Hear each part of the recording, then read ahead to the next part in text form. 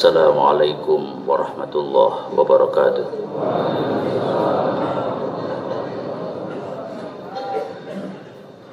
Innal hamdalillah nahmaduhu wa nasta'inuhu wa nu'minu bihi wa natawakkalu alayhi wa na'udzu bihi min shururi anfusina wa min sayyiati a'malina. Asyhadu an la ilaha illallah wa la na'budu illa iyya mukhlishina lahuddin.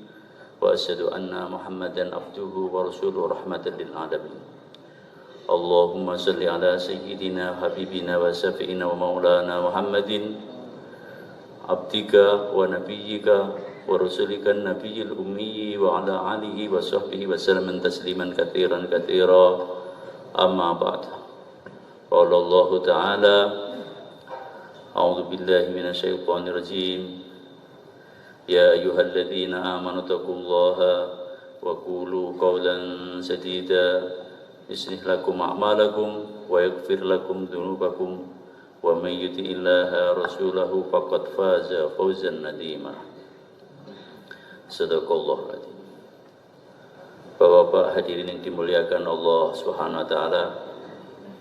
Allah Subhanahu wa taala menciptakan kita di dunia ini untuk sementara. Tidak ada yang kekal dalam kehidupan dunia. Kehidupan akan berakhir dengan kematian. Setiap pertemuan akan berakhir dengan perpisahan. Siang berganti dengan malam, malam berganti dengan siang. Kemarau berganti dengan penghujan, penghujan berganti dengan kemarau. Demikianlah kehidupan di dunia. Tidak ada yang kekal dalam kehidupan dunia. Kita semua sedang menuju kepada kehidupan akhirat yang kekal abadi selama-lamanya. Siapa saja, tua dan muda, laki-laki dan wanita, kaya dan miskin, menuju kepada satu titik yang sama, yaitu kematian. Kematian akan menjumpai siapapun juga, walaupun dia orang-orang yang perkasa, hebat, sakti, mondroguno, tidak mempan ditembak, tidak mempan dia apa lagi? Ditembak lakak-lakak, dibom ora kobong kudanan ora teles. Walaupun orang punya kesaktian, hari mulia, kematian pasti akan menjumpai dia. Kematian tidak mencari orang-orang tua. Yang tua-tua dulu dimatikan, enggak. Demikian juga kematian tidak mencari orang-orang sakit. Yang sakit-sakit mati dulu, yang sehat nanti dulu, enggak. Kadang-kadang dia sehat, gagah. Istrinya bilang, abang hebat ya. Istrinya bilang begitu. Tetangga-tetangga juga bilang sama dia, awet nom sampean ini katanya, awet muda sampean. Dari 10 tahun yang lalu jumpa tetap aja nggak berubah-berubah. Orang bilang dia awet nom, istri dia bilang abang gagah betul ya. Hari mulia, saya ke dokter sehat semua, kolesterolnya normal, gula darah normal, asam urat normal, tidak ada darah tinggi. Itu ada general check-in, apa itu? Cek yang lengkap semua, dites semuanya, jantungnya, semua ginjalnya. Dokter mengatakan, Bapak sehat. Apakah kalau sudah demikian dia tidak mati, ya mulia? Habis tes dokter, beredar di media massa, innalillahi wa inna ilaihi rajiun. Telah meninggal dengan sukses Fulan bin Fulan. Maka kemudian orang terkejut semua. Wah, mati dadak. Mendadak bagaimana? Israel sudah nunggu 50 tahun dari mulia. Ini Israel sudah nunggu dia 50 tahun kok mati mendadak bagaimana? Demikianlah ini kehidupan dari mulia akan berakhir dengan kematian. Walaupun sekarang dia sudah naik pangkatnya naik. Sekarang sudah bintang 1, bintang 2. Kalau sudah bintang 1, bintang 2 berarti sudah tua itu. Kalau sudah komandan, sudah kepala, itu ini sudah tua lah begitu. Berarti harus siap-siap dari mulia. Karena tidak ada itu kepala-kepala itu belasan tahun umurnya sudah jadi kepala satu departemen, kepala satu markas, komandan. Begitu ya umurnya sudah lanjut itu. Kematian akan menjumpai kita nanti malam insyaallah.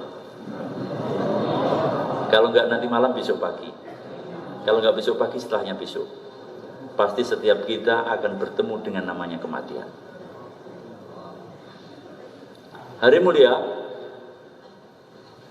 Abu Darda beliau berkata, aku gembira dengan datangnya sakit, kemudian aku gembira dengan datangnya miskin, dan aku gembira dengan datangnya kematian. Ini kata Abu Darda. 3 perkara yang semua orang takut semuanya. Sakit, miskin, sama mati. Ini semua orang sudah, kalau bisa terhindar dengan itu semuanya. Tapi belum mengatakan gembira. Aku gembira dengan datangnya sakit, kata Abu Darda, karena sakit akan menggugurkan dosa-dosaku. Aku gembira dengan datangnya miskin, karena miskin akan mempermudahkan hisabku nanti di akhirat. Aku gembira dengan datangnya mati, karena mati akan mengobati rinduku dengan Allah Subhanahu wa taala. Inilah orang yang pemikirannya akhirat. Dan kita ini hari mulia sebenarnya bukan anak-anak dunia. Kita ini adalah anak-anak akhirat yang di dunia. Hari ini memang di dunia, tapi tunggu sebentar. Nanti akan sampai di akhirat hari mulia.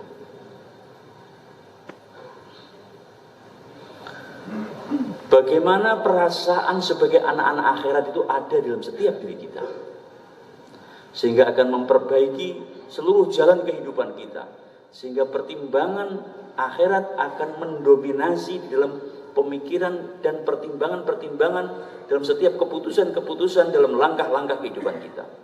Kalau kita merasa aku adalah anak-anak akhirat yang di dunia.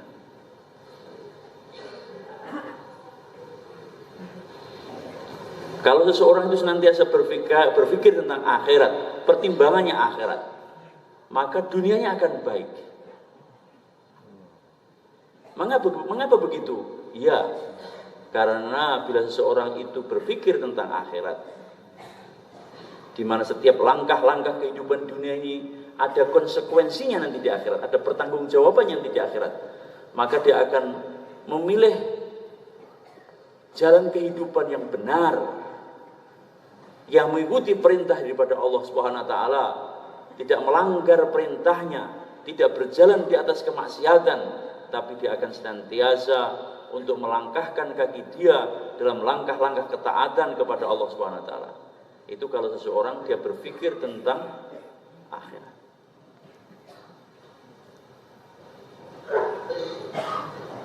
Dunia dan akhirat itu hari mulia sebenarnya setipis kulit bawang. Amal itu, ini amal dunia atau amal akhirat itu sangat tipis sekali. Karena kadang-kadang kelihatannya amal itu amal dunia, tapi sebenarnya amal akhirat. Tapi bisa juga kelihatannya amal itu amal akhirat, tapi sebenarnya itu amal-amal dunia, di mana di akhirat tidak laku. Apakah itu amal-amal akhirat? Amal-amal akhirat itu kesimpulan mudahnya amal-amal yang kira-kira nanti akan bermanfaat setelah kematian kita.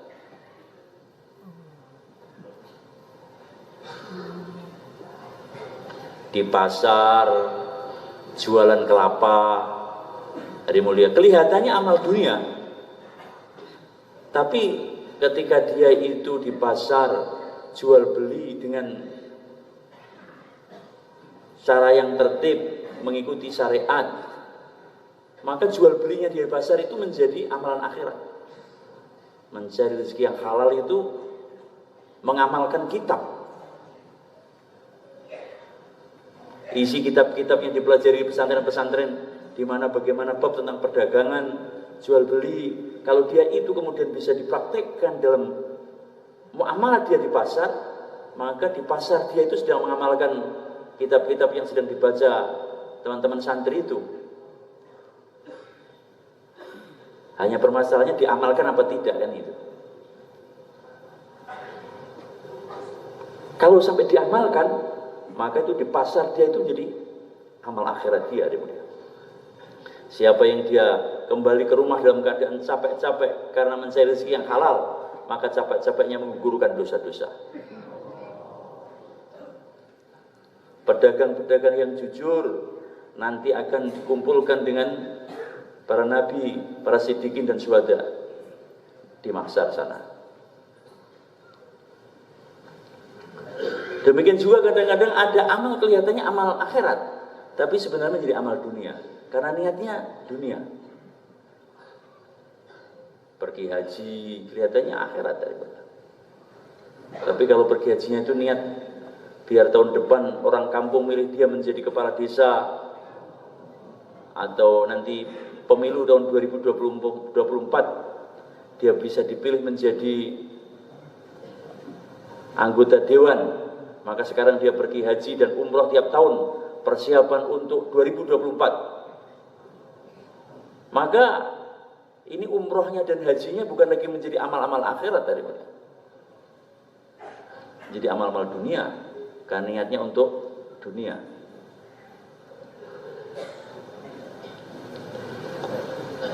Hari mulia, tambah hari kita tambah dekat dengan akhirat kita. Pemberitahuan sudah datang, di mana rambut sudah berubah. Yang dulu hitam legam, sekarang sudah ada putihnya. Dan putih itu hari mulia kalau sudah datang satu, itu nanti akan ngajak yang lainnya. Satu jadi dua, dua jadi tiga. Tahu-tahu rambutnya kayak kapas. Wah, ini kok sekarang jadi putih semua rambutnya, jenggotnya jadi putih semuanya. Dulu padahal cuma satu aja, tapi itu nular yang lain. Setelah rambutnya berubah hari mulia, kemudian datang juga itu kekuatannya menurun, batuk-batuk aja. Kemudian sakit, insok, rematik, kemudian jalannya sudah tidak tegap lagi. Yang dulu gagah perkasa, sekarang jalannya sudah berbeda. Kalau dia sudah mulai jualan, kelihatannya jalannya bergoyang. Yang goyang sebenarnya bukan jalannya, memang tubuhnya itu yang sudah mulai goyang hari mulia. Ini kenapa jalan jadi bergoyang begini? Bukan jalan yang bergoyang, Pak. Sampai nih yang sudah bergoyang memang sudah. Orang Jawa bilang buyutan itu. Buyutan itu ada bergetar aja itu, jari-jari jemarinya. Ini pemberitahuan dari mulia bahwa itu memang sudah jasa sudah lama dipakai.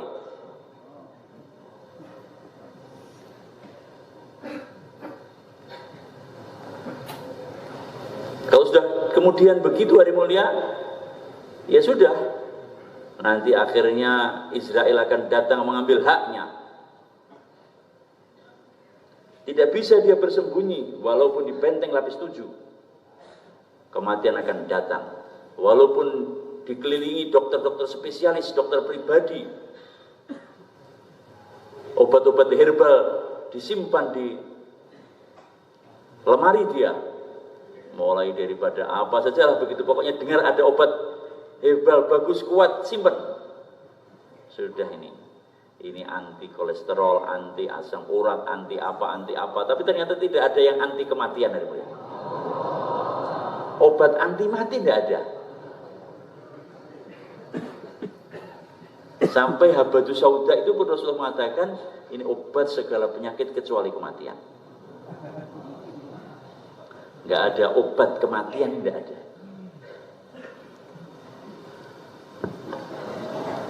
Hari mulia, maka bila kematian telah datang menjumpai setiap kita, bila roh sudah lepas daripada jasad, maka akan datang seruan dari langit kepadanya. Wahai anak Adam, kamu yang meninggal dunia atau dunia yang meninggalkan kamu?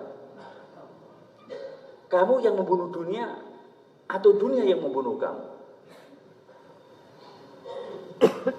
Dan bila kemudian dia diletakkan di tempat pemandian, maka seruan akan datang kepadanya. Suara yang tidak ada makhluk hidup mendengarkannya. Wahai anak Adam, di manakah kegagahanmu yang dulu? Mengapa kamu lemah sekarang?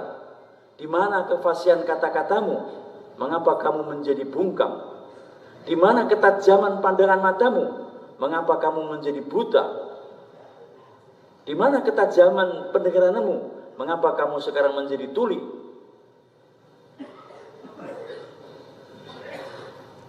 Kegantengan hari mulia, wajah yang dulu mempesona, merona, sekarang sudah hilang itu pesonanya.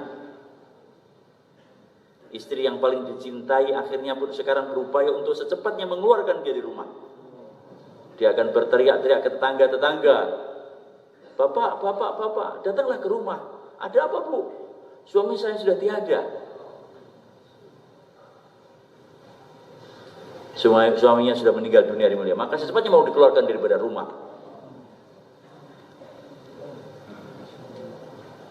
Dan kemudian dia akan dibawa ke tempat perkuburan yang sunyi, sepi, sendiri. Tidak ada yang menemani. Hartanya, teman-teman dekatnya, kekasih-kekasihnya, orang-orang yang dulu membela dia, sekarang pun juga sudah membiarkan dia membisu di kubur-kubur mereka.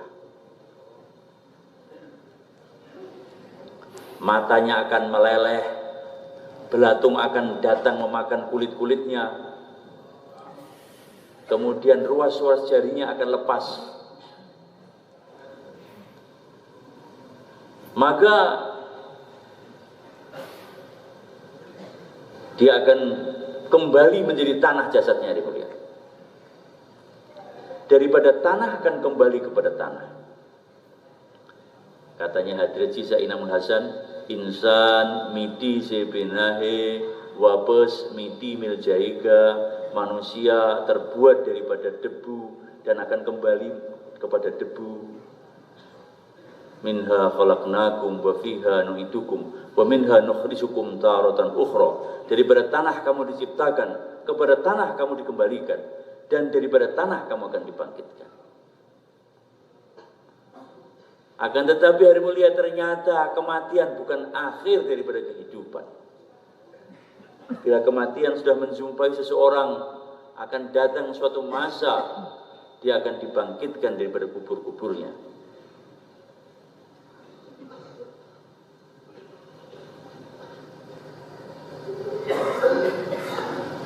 Manusia akan dibangkitkan daripada kubur-kuburnya dan akan menuju kepada mahkamah ilahi hari mulia, untuk mempertanggungjawabkan setiap kata-kata yang telah dia ucapkan, setiap tetes air yang melewati tenggorokannya, setiap butir nasi yang melewati mulutnya, semua akan dipertanggungjawabkan dalam kehidupan di akhirat nanti.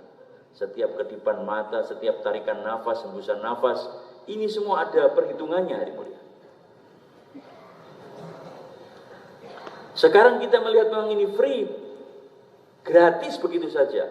Memang sekarang ini free, tidak membayar kita dengan harta benda yang kita miliki atas setiap tarikan nafas dan hembusan nafas yang keluar masuk hidung-hidung kita, setiap kedipan-kedipan mata kita, setiap detak jantung dan darah yang mengalir di tubuh kita. Sekarang kita tidak membayarnya dengan harta benda yang ada di dunia ini. Akan tetapi dalam kehidupan akhirat, semuanya hari mulia akan dipertanggungjawabkan di hadapan Allah Subhanahu wa taala. Dan seseorang tidak akan bisa lari daripada mahkamah ilahi sebelum pertanyaan demi pertanyaan diselesaikan di sana.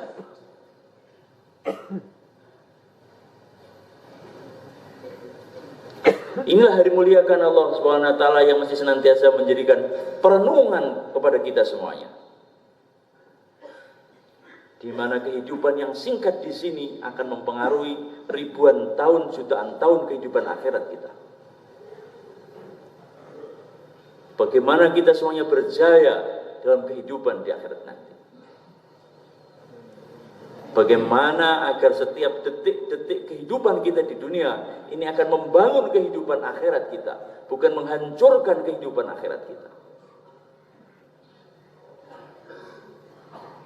Kita berharap di mana anak-anak kita, istri yang ada di rumah kita akan membangun akhiratnya dan membangun akhirat kita. Kita berharap setiap nikmat-nikmat yang telah Allah berikan kepada kita kemudian menjadi sebab pembangunan negeri akhirat kita, bukan menghancurkan akhirat kita.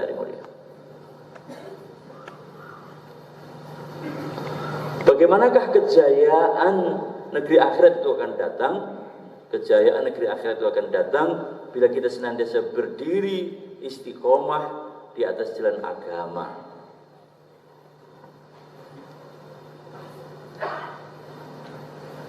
Apakah itu agama? Agama itu semua yang diperintahkan oleh Allah Subhanahu wa taala melalui Nabi Agung Muhammad sallallahu alaihi wasallam. Jalan kehidupan Nabi itulah agama. Jalan kehidupan Nabi itulah jalan keselamatan. Di luar kehidupan Nabi kebinasaan. Jalan kehidupan Nabi itulah kemuliaan. Di luar kehidupan Nabi kehinaan. Jalan kehidupan Nabi itulah keselamatan. Di luar kehidupan Nabi kecelakaan. Maka bagaimana setiap kita berusaha, berjuang, berdoa, membawa kehidupan Nabi dalam kehidupan kita.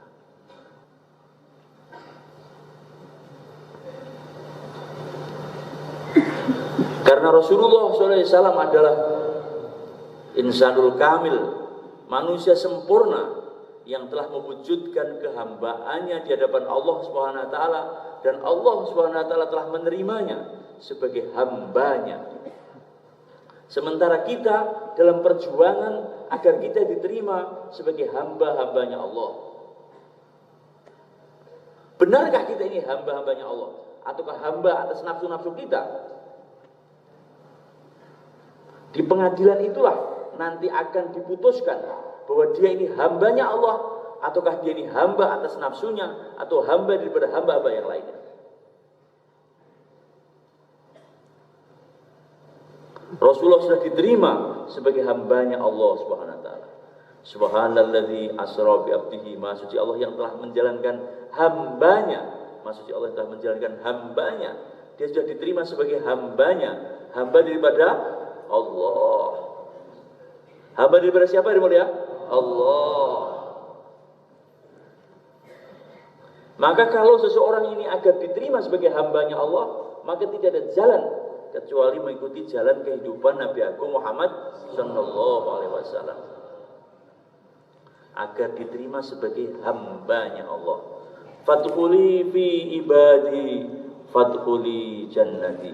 Masuklah engkau dalam golongan hamba-hambaku, masuklah engkau dalam surgaku. Inilah harapan kita semuanya, diterima sebagai golongan dalam hamba-hambanya Allah.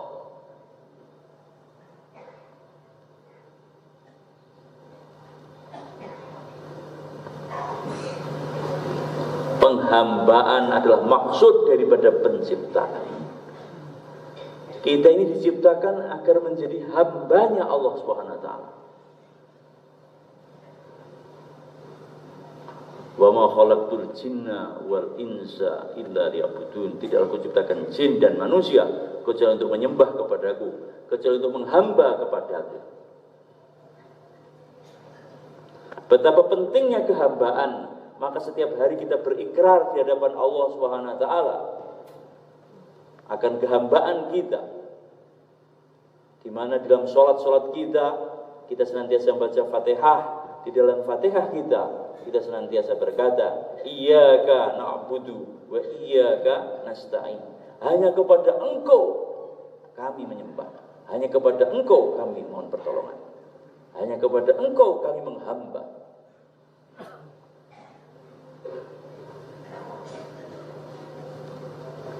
Maka pernyataan itu hari mulia bagaimana diwujudkan di dalam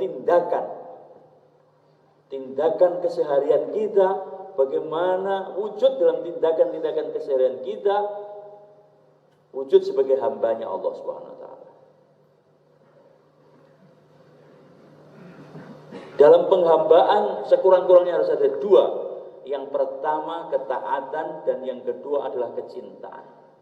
Di mana dalam hati dengan sepenuh hati taat kepada Allah SWT. Taat tanpa syarat. Katanya orang Jawa, pasrah bongkoan. Sudah taat sudah. Tidak ada penolakan. Sami'na wa ta'na. Kami dengar dan kami taat. Setiap perintah.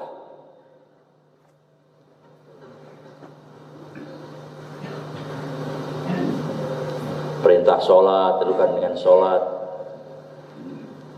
dengan penuh ketaatan. Sholat, puasa, zakat, haji ditunaikan dengan sepenuhnya dalam urusan ibadah, dalam urusan muamalah, dalam urusan muasyarah, dalam akhlak. Bagaimana wujud bentuk kehambaan di dalam setiap sepak terjang kehidupan kita.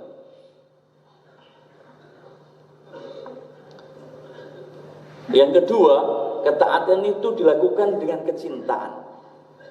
Ketaatan itu dilakukan dengan penuh gairah kecintaan kepada Allah Subhanahu wa taala dalam hati. Bukan terpaksa, bukan kemudian mengeluh, bukan kemudian grundel di belakang ngomong yang enggak benar. Bisa saja itu anak buah di kantor-kantor diperintah sama komandannya atau kepalanya untuk melakukan suatu pekerjaan, dilakukan juga, tapi kemudian dia di belakang misuh-misuh. Apa itu misuh-misuh?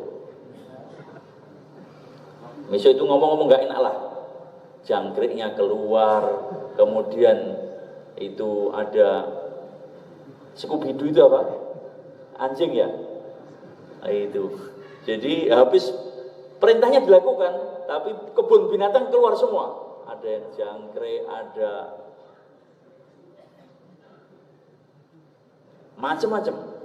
Ini ketaatan tapi tidak dengan dasar kecintaan.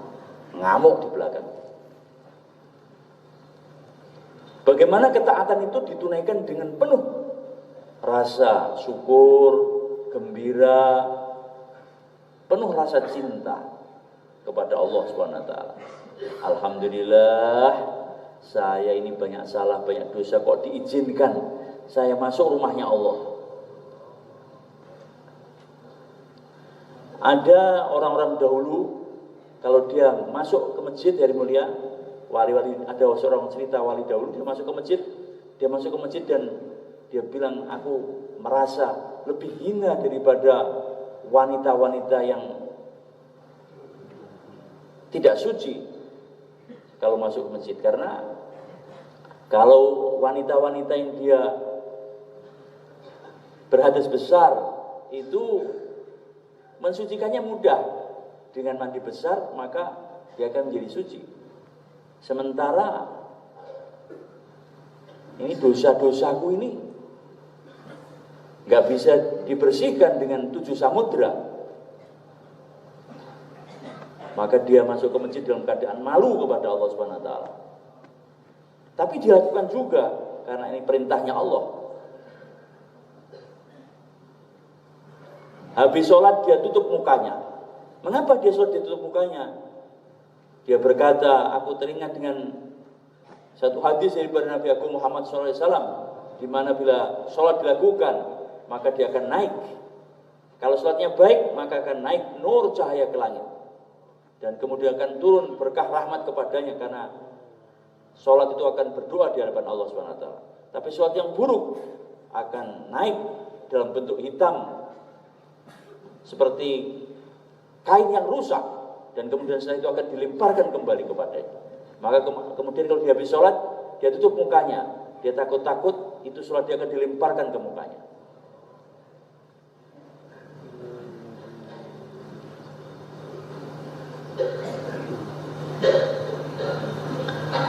Hari mulia, ini agama bagaimana ditunaikan dengan penuh kecintaan, dengan gairah cinta.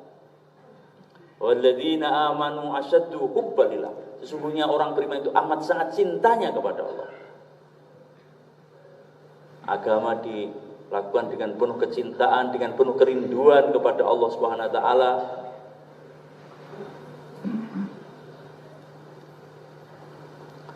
Dengan penuh rasa syukur. Alhamdulillah, saya kok bisa diizinkan untuk infak fisabilillah. Semoga hartaku diterima oleh Allah Subhanahu wa taala. Dia bisa diizinkan keluar di jalan Allah, maka ketika keluar jalan Allah pun dia dengan penuh rasa syukur. Alhamdulillah, saya diizinkan untuk melangkahkan kaki saya di belakang langkah-langkah kaki yang mulia Nabi Agung Muhammad SAW. Semoga diterima oleh Allah.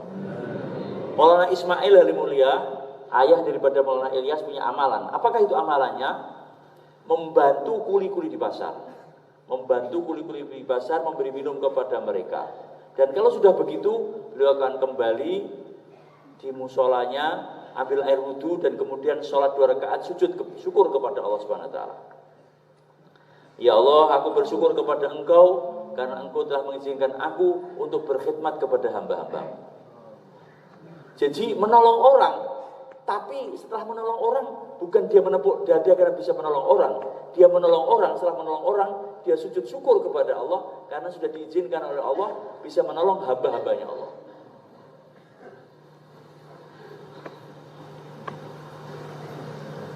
Karena hari mulia, ketaatan itu juga tidak bisa dilakukan kecuali atas pertolongan daripada Allah SWT.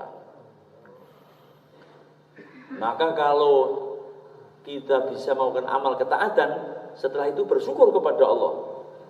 Karena Allah telah menolong saya dalam melakukan amal-amal ketaatan. La haula wa la quwwata illa billah.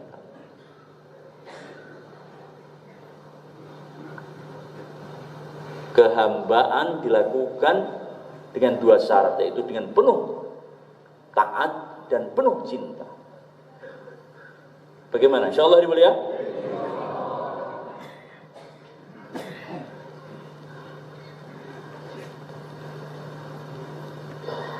Orang itu akan mudah mencintai kalau dia itu melihat orang yang dicintai itu telah banyak berjasa kepadanya. Ini ada orang di Temboro, kontraktor. Kontraktor itu rumahnya kontrak di Temboro. Jadi kontraktor. Nah, suatu waktu dia ini tidak kontrak, tapi sama orang Temboro dia bilang, sudah, Bapak tinggal di sini saja. Berapa tiap bulan, Pak? Enggak bayar. Listriknya urusan saya. Semua sudah beres. Kalau diizinkan, saya setiap hari Jumat juga akan ngirim itu rantangan kepada Bapak. Apa itu Pak rantangan itu? Ya itu ada makanan-makanan lah yang biasa dimasak sama istri saya itu. Nanti akan saya kirim juga ke sampean. Semoga diterima, Bapak tinggal di sini. Maka hari mulia itu orang yang dapat kontrakan gratis itu, maka dia akan mudah mencintai orang yang memberi tempat kepada dia.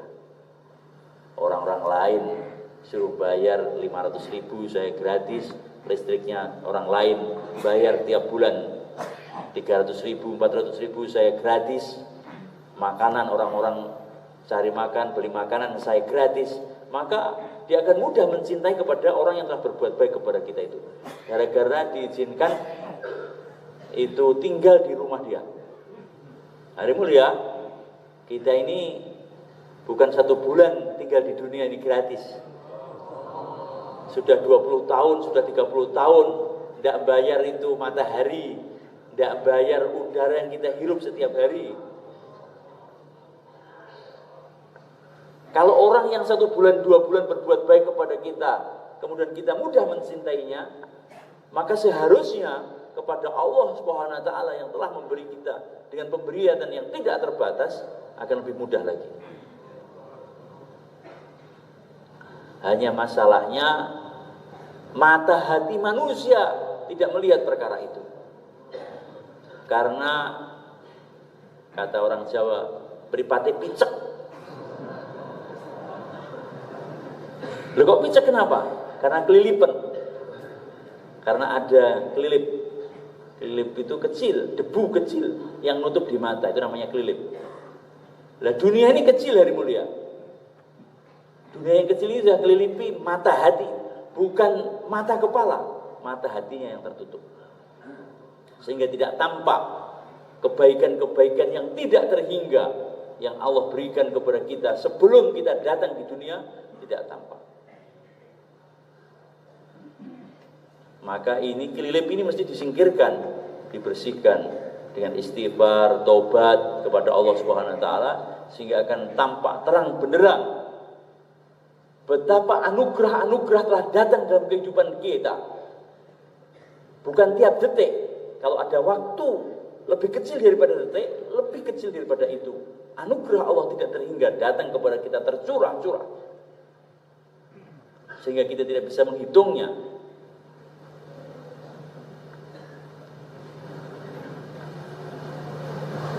Maka hari mulia ini, hati ini harus melihat kepada Zat yang Maha Esa, Zat yang Maha Kuasa, Khaliqu kulli syai', yang telah menciptakan segala sesuatu, yang telah mendatangkan rizki tidak terhingga kepada kita, kesehatan lahir dan batin kepada kita hari mulia, tetangga-tetangga yang baik kepada kita, keamanan, jauhkan daripada musibah dalam kehidupan kita. Allah yang kuasa, makhluk tidak ada kuasa. Kadang-kadang kita ini dapat pemberian dan lupa bahwa pemberian itu sebenarnya daripada Allah Subhanahu wa taala. Kadang-kadang kita ini ada yang nolong tetangga-tetangga kita. Hakikatnya pertolongan itu tidak dari tetangga. Pertolongan itu dari siapa? Allah. Tapi pandangan mata hati tidak melihatnya. Banyak nikmat-nikmat yang belum disyukuri hari mulia. Maka inilah hari mulia, bagaimana kita menampakkan kaki kita, membuka pintu dalam penghambaan, diawali dengan istighfar dan taubat.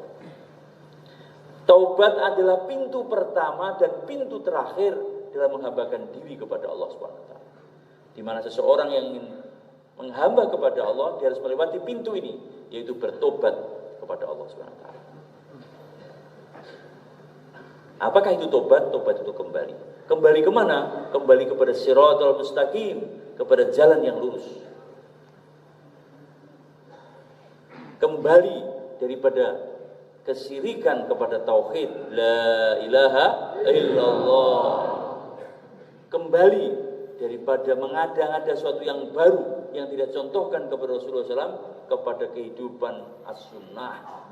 Kembali hari mulia daripada ghaflah, lalai kepada zikrullah. Kembali hari mulia daripada keangkuhan, kesombongan kepada ketawaduan.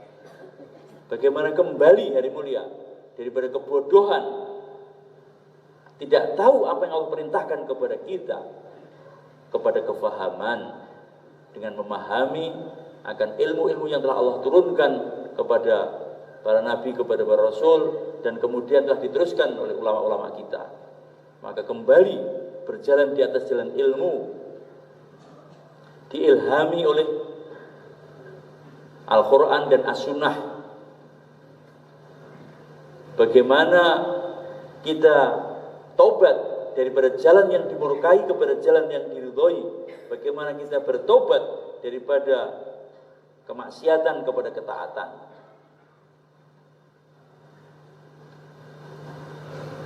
Menyesali apa-apa yang dulu telah dilakukan, dan kemudian bertekad dalam hati untuk tidak kembali kepada jalan-jalan yang menyesatkan. Bagaimana? Insyaallah hari mulia.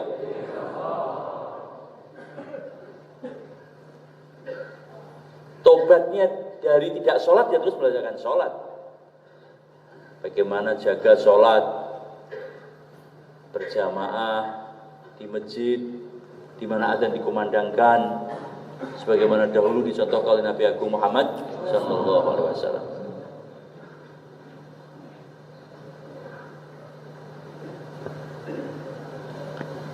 Bagaimana kalau terdengar waktu sholat itu secepatnya untuk bersiap-siap, biar tidak tergolong sebagai orang yang bermalas-malas ketika mendirikan sholat.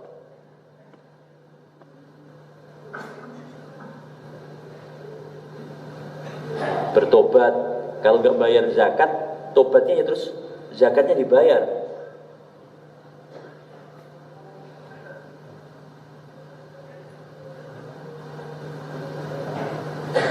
Tobat kalau tidak puasa ya diselesaikan itu puasanya. Tobat kalau nggak dakwah bagaimana tobatnya? Ya terus dakwah.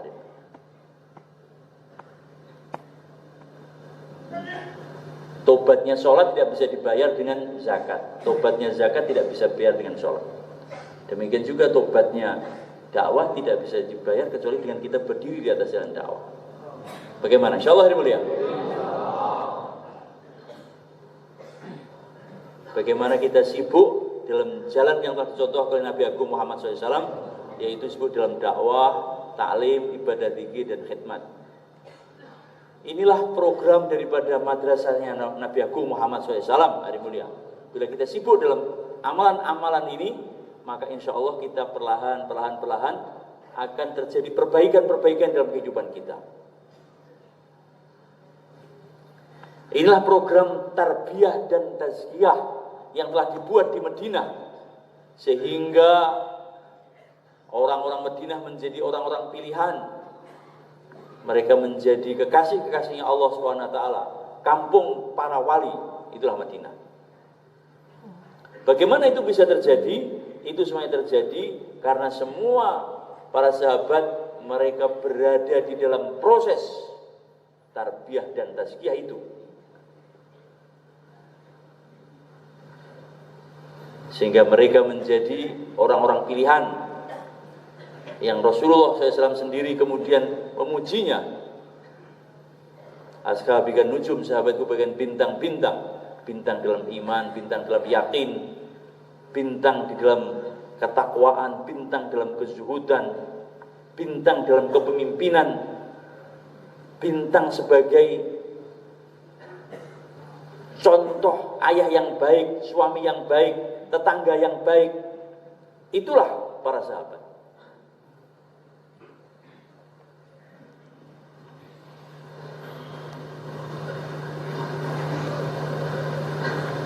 Dakwah, taklim, ibadah, zikir dan khidmat menjadi jalan kehidupan.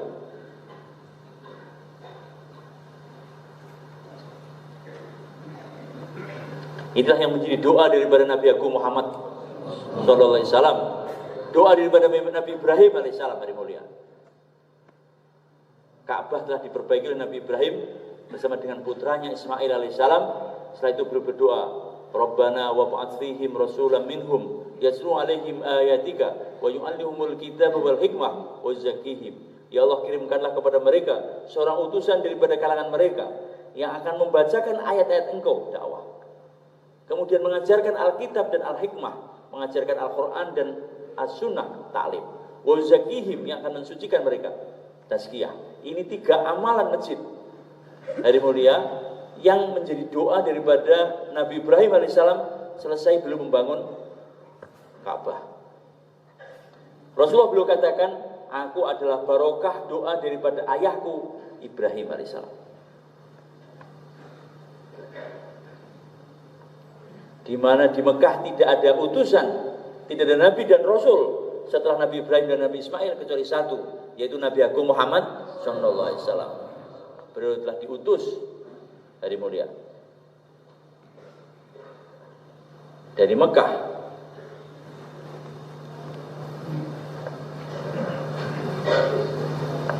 Muhammad bin Abdullah bin Abdul Muthalib bin Hashim sampai Nabi Ismail. Itulah cuma satu saja Nabi, yaitu Nabi Muhammad SAW.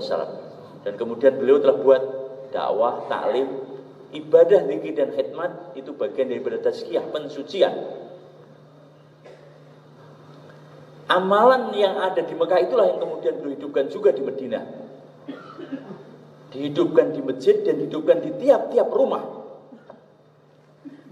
Ketika masjid belum bisa dihidupkan amal dakwah secara istimai bersama-sama, Rasulullah telah menghidupkan di rumah istri beliau, Sayyidatina Khadijah radhiyallahu anha, sehingga rumah telah menjadi markas dakwah pertama. Ketika masjid belum bisa menjadi markas dakwah, maka rumah telah menjadi markas dakwah pertama, yaitu rumah daripada Sayyidatina Khadijah radhiyallahu anha.